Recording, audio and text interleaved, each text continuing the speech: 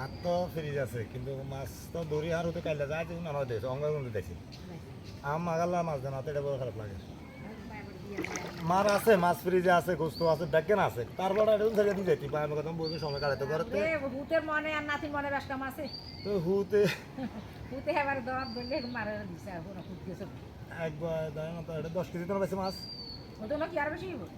আটা ওটা হরিদা বস্তা বান্ধতে আনছি ওই ওলা আমরা আল্লাহ বাস্তে মাছ আনতে বলবে আর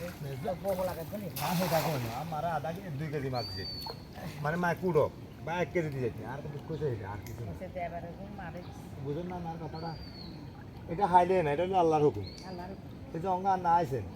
এটা হাসি দিয়ে না নইলে তো এতক্ষণে না দিতাম করে তো আল্লাহ এটা হলো আল্লাহর রাস্তায় খেলা এটা আমরা গিয়ে দিয়েছে নাকি যে আমরা মাছ নিয়েছি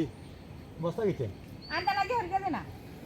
হরিদা কা বলে তোরা পিয়া খাবা চা খাবার হইতে চা জাল দিবেন চা জাল দিলে ভালো আছে পাতা খাইতেন না আছে কি বালতি কে উঠে ওই বালতি চলে আর কি দেবেন বালতি খা কর আমি বলি মন তো বড় কথা মানে পয়সা তাহলে এগিয়ে হারে আমরা এগিয়ে হারে যান তাহলে আমরা এগিয়ে খাই গে মানুনি ওই বালতি মাছ করে দিতে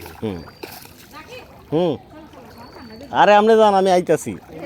আছে দেখো দেখো তুই কবে গরু গরু সরিয়েছে না তখন কখন মাছ আমরা আমার সাথে কেন হবে গিয়ে আছে হ্যাঁ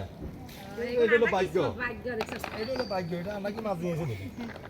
হ্যাঁ আর ওই ওদিক দিয়ে ইয়া করতে লাগছিল এদিকে ডাইকে আনছি পরে অনেক মাছ পাইছে মাশাআল্লাহ আলহামদুলিল্লাহ আছে তো 5-7 কেজি এখানে হ্যাঁ দাদা ভাই আনলে তো আমি এত মুকাম বুঝে